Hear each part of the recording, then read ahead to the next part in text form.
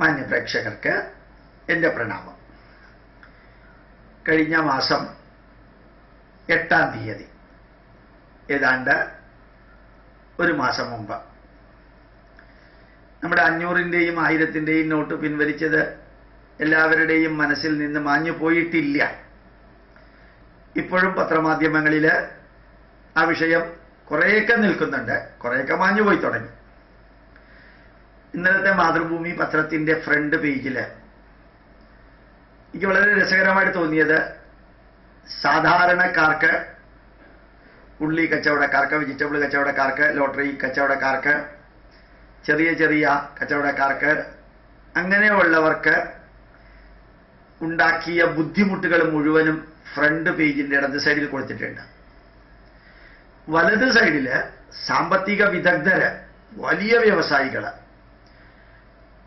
RBI governor ഉൾപ്പെടെ ഉള്ളവര് ഈ നോട്ട് പിൻവലിച്ചതിൻ്റെ പോസിറ്റീവ് ഇഫക്റ്റുകൾ അല്പം വൈകിയാണെങ്കിലും തീർച്ചയായിട്ടും ഉണ്ടാവുമെന്ന് പറഞ്ഞ് എഴുതിയിരിക്കുന്നു. എല്ലാ മതത്തിലുള്ളവരും എല്ലാ രാഷ്ട്രീയ ചിന്താധാരയിലുള്ളവരും എഴുതിയിട്ടുണ്ട്.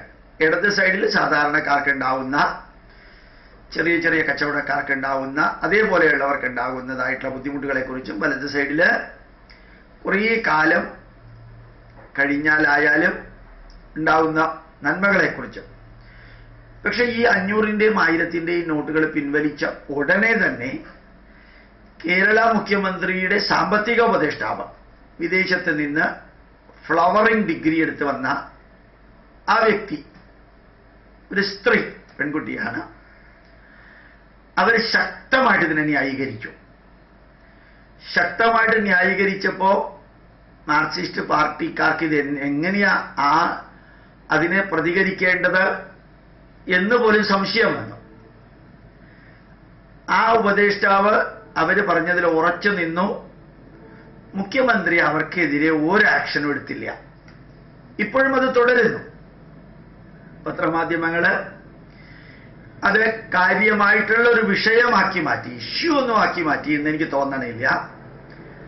കാരണം മുഖ്യമന്ത്രിയെ സാമ്പത്തികമായിട്ട് ഉപദേശം കൊടുക്കാൻ വേണ്ടിയിട്ട് അപ്പോയിന്റ് ചെയ്ത വ്യക്തി ആ പാർട്ടിയുടെയും ഒരു പക്ഷേ മുഖ്യമന്ത്രിയുടെയും വീക്ഷണത്തിനെതിരെ പറഞ്ഞപ്പോൾ BJPയിലെ ഗവൺമെന്റ് കേന്ദ്രത്തിലിരുന്നെടുത്ത തീരുമാനത്തെ ന്യായീകരിച്ചാൽ ഉണ്ടാകുന്ന വരും വരായികകള് ചിന്തിക്കാതെയാണോ വളരെ പെട്ടെന്ന് ഈ ഉപദേഷ്ടാവ് പറഞ്ഞത് എന്ന് പോലും ചർച്ചാ വിഷയമായി. എനിക്ക് ഏറ്റവും സന്തോഷം തോന്നിയത്, ആ സാമ്പത്തിക ഉപദേഷ്ടാവായിട്ടുള്ള സ്ത്രീ അവര് പറഞ്ഞതിനെ അവര് ഒരു കാരണവശാലും മാറ്റിയില്ല. ഞാൻ പറഞ്ഞതിനെ പത്രമാധ്യമങ്ങൾ ഡിസ്റ്റോർട്ട് ചെയ്തതാണെന്ന് പറഞ്ഞില്ല. ഞാൻ അപ്പോഴത്തെ അനുഭവത്തിന്റെ പുറത്ത് പറഞ്ഞതാണെന്ന് പറഞ്ഞിട്ട് വീണയിടത്ത് കിടന്ന് ഉരുണ്ടില്ല. ഞാനത് എൻ്റെ ബാക്ക്ഗ്രൗണ്ടിന്റെ അടിസ്ഥാനത്തിൽ പറഞ്ഞതാണ്. കേരളത്തിൽ അതൊരു പക്ഷേ പ്രശ്നം ഉണ്ടാക്കും, അതും പറഞ്ഞില്ല. അവര് പറഞ്ഞത് പറഞ്ഞു, ചങ്കൂറ്റത്തോടു കൂടി സത്യസന്ധമായിട്ട് അവരുടെ വീക്ഷണവും അവർ പഠിച്ചതിൻ്റെയും നല്ല രീതിയിൽ അനലൈസ് ചെയ്തതിൻ്റെയും അടിസ്ഥാനത്തിൽ അവർ പറയാനുള്ളത് പറഞ്ഞു. അതേ സമയത്ത് ഇവർക്കൊരു നോട്ടീസ് പോലും, ഷോക്കോസ് നോട്ടീസ് പോലും മുഖ്യമന്ത്രി കൊടുത്തില്ല. അവരുടെ അഭിപ്രായത്തിനെ എതിർത്തില്ല. അവര് പറഞ്ഞത് നിങ്ങൾ അവരോട് തന്നെ ചെന്ന് ചോദിക്കാന്ന് പറഞ്ഞില്ല. അവരെ മാറ്റാൻ സാധ്യതയുണ്ട് എന്നുള്ള ഒരു തരത്തിലുള്ള തോന്നലുകളും ആരിലും ഉണ്ടാക്കിയില്ല. ഇവര് ഞാൻ പറയാനുള്ളത് പറഞ്ഞു. മുഖ്യമന്ത്രിയാണെങ്കിൽ അവര് പറയാനുള്ളത് പറഞ്ഞു. എനിക്ക് അവരിൽ നിന്ന് ആവശ്യമുള്ളത് എനിക്ക് അവരിൽ നിന്ന് ലഭിച്ചില്ല എങ്കിൽ മാത്രം ഞാൻ അവർക്കെതിരെ ആക്ഷൻ എടുത്താൽ മതിയല്ലോ. ആ രീതിയിൽ ഒരു ആക്ഷനും എടുക്കാതെ ആ സ്ത്രീയുടെ അഭിപ്രായത്തിന് മൗനാനുവാദം കൊടുത്തതുപോലെ, അനുവാദം കൊടുത്തതുപോലെ എന്നൊന്നും പറയുന്നത് തെറ്റാണ്. ഈ രണ്ടുപേര് ചെയ്തതിലും ശരിക്കും അഭിമാനം തോന്നുന്നു. അതായത് നമ്മളെ ഉപദേശിക്കാനായിട്ട് വരുന്ന വ്യക്തികൾ, അല്ലെങ്കിൽ നമ്മളെ ഉപദേശിക്കാനും ഗൈഡൻസിനും വേണ്ടിയിട്ട് നമ്മൾ അപ്പോയിന്റ് ചെയ്യുന്ന വ്യക്തികൾ നമ്മളെ സുഖിപ്പിക്കുകയും സന്തോഷിപ്പിക്കുകയും നമ്മളുടെ വീക്ഷണം ശരിയാണെന്ന് വരുത്തത്തക്ക വിധത്തിൽ ന്യായീകരിക്കാനും ഇറങ്ങി പുറപ്പെടുന്നതിന് പകരം ശരിയേത് തെറ്റേത് എന്നുള്ളത് അവരുടെ വീക്ഷണത്തിലൂടെ പറയുകയാണെങ്കിൽ അതിൽ നിന്ന് നമുക്ക് എടുക്കാനുള്ളത് എടുക്കാമല്ലോ. നമ്മളെ ഏൽപ്പിച്ച ദൗത്യം പൂർണ്ണമായിട്ടും ചെയ്യുകയും അവര് സ്വതന്ത്രമായിട്ട് അവർ പഠിച്ചതിൻ്റെ അടിസ്ഥാനത്തിൽ അവർ ഉൾക്കൊണ്ടതിൻ്റെ അടിസ്ഥാനത്തിൽ അവർ പറയുന്ന കാര്യങ്ങളിൽ നന്മകൾ ഉണ്ടെങ്കിൽ അത് സ്വീകരിക്കുകയും എല്ലാം ചെയ്തിട്ട് നമ്മൾ മുമ്പോട്ട് പോയി വിചാരിക്കുക. യഥാർത്ഥത്തിൽ ലോകത്തിൽ ആര് പറയുന്ന കാര്യങ്ങളും അവസാനത്തെ വാക്കല്ല, ആര് ചെയ്യുന്ന കാര്യങ്ങളും അവസാനത്തെ വാക്കുകളല്ല. എല്ലാത്തിനെയും അഡീഷനും ഡെലീഷനും മോഡിഫിക്കേഷനും വേണമെങ്കിൽ കറക്ഷനും വരുത്തിയിട്ട് മുമ്പോട്ട് പോകാം. ഈ അഡീഷനും ഡെലീഷനും മോഡിഫിക്കേഷനും കറക്ഷനും വരുത്തണമെങ്കിൽ വരുത്താൻ വേണ്ടിയിട്ടുള്ളത് കിട്ടണ്ടേ? അതെങ്ങനെയാ കിട്ടുക? എന്റെ പാർട്ടിക്കാരെ എന്റെ വീക്ഷണം തന്നെ വെച്ച് പുലർത്തി കഴിഞ്ഞാൽ എന്താ പുറത്തുനിന്ന് ആഡ് ചെയ്യാൻ സാധിക്കുക? എല്ലാവർക്കും ഒരേ വീക്ഷണം വെച്ചുകൊണ്ട് തന്നെ പഴയത് തന്നെ വെച്ചുകൊണ്ടിരിക്കുകയാണെങ്കിൽ എന്താ ഡിലീറ്റ് ചെയ്യാൻ സാധിക്കുക? പഴയത് മാത്രമാണ് ശരിയെന്ന് പറഞ്ഞുകൊണ്ട് പോയാൽ എങ്ങനെയാ മോഡിഫൈ ചെയ്യാൻ സാധിക്കുക? തെറ്റുകൾ ഉണ്ടെങ്കിലും പാർട്ടിയുടെ തീരുമാനമാണ്, അതുകൊണ്ട് അതനുസരിച്ചേ മതിയാവൂ എന്ന് പറഞ്ഞാൽ എങ്ങനെയാ കറക്റ്റ് ചെയ്യാൻ സാധിക്കുക? അപ്പൊ ശരിക്കും അഡീഷനും ഡെലീഷനും മോഡിഫിക്കേഷനും കറക്ഷനും വരുത്തണമെങ്കിൽ നമ്മുടെ വേദത്തിലെ പ്രാർത്ഥനയുണ്ട്, ആനോ ഭദ്രാഹ കൃതവോ എന്തോ വിശ്വത let noble thoughts come towards us from all over the world. നന്മ നിറഞ്ഞ ചിന്താധാരകൾ ലോകത്തിൽ എല്ലായിടത്തു നിന്നും നമുക്ക് വന്നു ചേരട്ടെ എന്ന് പറയുന്ന ആ പ്രാർത്ഥനയും ആഗ്രഹവും പ്രതീക്ഷയും വീക്ഷണവും അത് സഫലീകൃതമാകണമെങ്കിൽ വ്യത്യസ്ത വീക്ഷണങ്ങൾ മുമ്പിൽ വന്നാലല്ലേ സാധിക്കുള്ളൂ. അതിനെ നെർവസ് ആവേണ്ട കാര്യം എന്തിരിക്കുന്നു? പത്രമാധ്യമങ്ങൾ അതിനെ ഇഷ്യൂ ആക്കല് സ്വാഭാവികമാണ്, അല്ലെങ്കിൽ ഇൻഫർമേഷൻ കൊടുക്കൽ സ്വാഭാവികമാണ്. അതിലൊന്നും നെർവസ് ആവേണ്ട കാര്യമില്ല. ഏത് കാര്യങ്ങൾ സംഭവിക്കുമ്പോഴും അതിനെക്കുറിച്ച് പത്രമാധ്യമങ്ങളുടെ വീക്ഷണങ്ങൾ അവർ പ്രസന്റ് ചെയ്യും.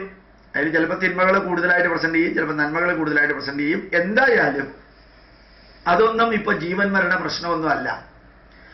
ഏത് രീതിയിൽ എന്ത് വന്നാലും എനിക്കെതിരെ കേസ് വന്നപ്പോൾ ചന്ദ്രികയും മാധ്യമവും റിപ്പോർട്ടർ ചാനലും ഡെക്കാൻ ക്രോണിക്കിളും ഒക്കെ മനസാവാച ചിന്തിക്കാത്ത എത്ര നീചവും നിന്ദ്യവുമായ കാര്യങ്ങളാണ് എനിക്കെതിരെ പറഞ്ഞതറിയോ?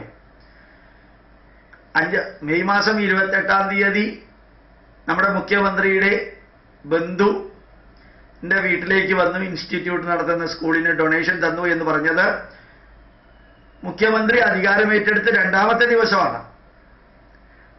ആ ദിവസം വന്നു എന്നുള്ളതിനെ ഈ കേസ് വന്നതിന് ശേഷം വന്നു എന്നാക്കി തീർത്ത് ഗോപാലകൃഷ്ണന്റെ അടുത്തേക്ക് ആളെ അയച്ചു മുഖ്യമന്ത്രി എന്നൊക്കെ പറഞ്ഞിട്ട് എന്ത് വാർത്തയായിരുന്നു? മുസ്ലിം മാനേജ്മെന്റിന്റെ കീഴിലുള്ള പത്രങ്ങളും മാധ്യമങ്ങളും ഒക്കെ സ്ക്രോൾ ചെയ്തുകൊണ്ടാണ് കൊടുത്തത്. ഏതായാലും ജനങ്ങള് അതെല്ലാം സ്വീകരിച്ചിരുന്നു എങ്കിൽ എന്താ സംഭവിക്കുക, സ്വീകരിച്ച് ഇല്ല എന്നുള്ളപ്പോൾ എന്താ സംഭവിച്ചത് എന്നുള്ളത് എനിക്ക് വ്യക്തമായിട്ട് അനുഭവിക്കാൻ സാധിച്ചു. ഞാനിത് പറഞ്ഞത് എന്തിനാന്ന് വെച്ചാൽ പത്രമാധ്യമങ്ങൾക്ക് അവരവരുടേതായിട്ടുള്ള വീക്ഷണങ്ങളുണ്ട്, രീതികളുണ്ട്, ലക്ഷ്യങ്ങളുണ്ട്, മാർഗങ്ങളുണ്ട്. അതൊന്നും ജനതയ്ക്ക് 24-48 മണിക്കൂർ കൂടുതലൊന്നും റീറ്റെയിൻ ചെയ്യാനുള്ള ആഗ്രഹം ഇപ്പം ഇല്ല. റീറ്റെയിൻ ചെയ്യില്ല എന്നല്ല, ആഗ്രഹമില്ല. കാരണം അടുത്തയിലേക്ക് പോവാണ്.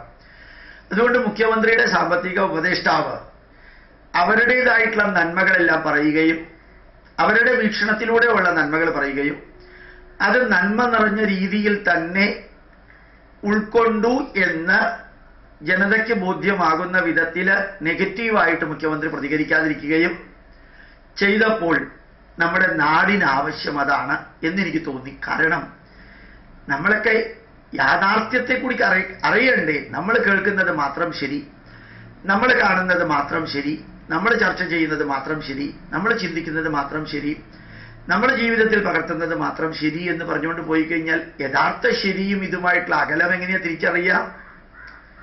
ഏതായാലും 1 മാസം കഴിഞ്ഞിട്ട് അതിനെക്കുറിച്ച് കമന്റ് ചെയ്യാമെന്ന് വിചാരിച്ചിട്ടാണ്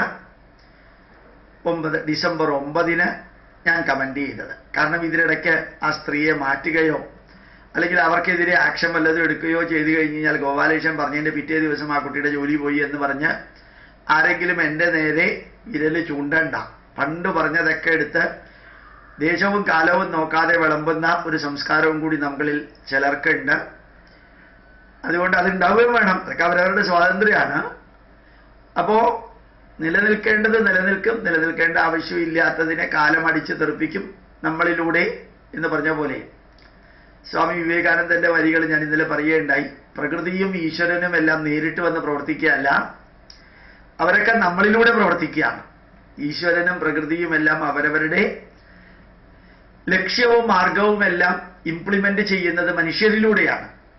അതുകൊണ്ട് തീർച്ചയായിട്ടും ഇതുമാതിരിയുള്ള കാര്യങ്ങൾ വിലയിരുത്താനും നന്മയെടുക്കാനും സാധിക്കണം. എന്നാലും സുരേഷ് ഗോപി പറഞ്ഞു എന്ന് ഞാൻ പറഞ്ഞതുപോലെ മാധ്യമങ്ങളിലൂടെ പച്ച തെറി എഴുതുന്ന ഒരു വിഭാഗത്തിൽപ്പെടുന്ന യുവാക്കളുടെ സംസ്കാരം നല്ലതൊക്കെ തന്നെയാണ്. പക്ഷെ അതൊക്കെ പുറത്തേക്ക് കാണിക്കുന്നത് അവന്റെ പാപ്പരത്വമാണ്. ആശയപരമായിട്ട് ചർച്ച ചെയ്യാൻ ഒന്നുമില്ലാതെ വരുമ്പോ ഈ പച്ചത്തെറി പറയുന്ന അവസ്ഥ, അതുപോലും സമൂഹം ഇപ്പൊ എടുക്കാറില്ല എന്നുള്ളതാണ് പ്രത്യേകത. കാരണം പറയേണ്ടവൻ പറഞ്ഞോട്ടെ, നമ്മൾ എന്ത് കേൾക്കണം, എന്ത് കാണണം, എങ്ങനെ വിലയിരുത്തണം എന്നുള്ള സ്വാതന്ത്ര്യം നമുക്കിരിക്കട്ടെ എന്ന് ചിന്തിക്കുന്ന ലെവലിൽ ഒരു മെച്യൂരിറ്റി കേരള ജനതയ്ക്ക് വന്നതായിട്ട് അഭിമാനത്തോടു കൂടി തോന്നുന്നു. അതിൻ്റെ ഒരു റിഫ്ലക്ഷൻ കൂടിയാണ് സാമ്പത്തിക ഉപദേഷ്ടാവ് സ്വതന്ത്രമായിട്ട് അഭിപ്രായം പറയുകയും ആ സ്വാതന്ത്ര്യത്തെ ഹനിക്കാതെ കേരളത്തിലെ ഏറ്റവും പ്രധാനപ്പെട്ട ഭരണാധികാരി ശാന്തമായിട്ട് അതിനെ പ്രതികരിക്കാതെ, നെഗറ്റീവായിട്ട് പ്രതികരിക്കാതിരുന്നതും എന്ന് തോന്നുന്നു. പ്രണാമം, നമസ്കാരം.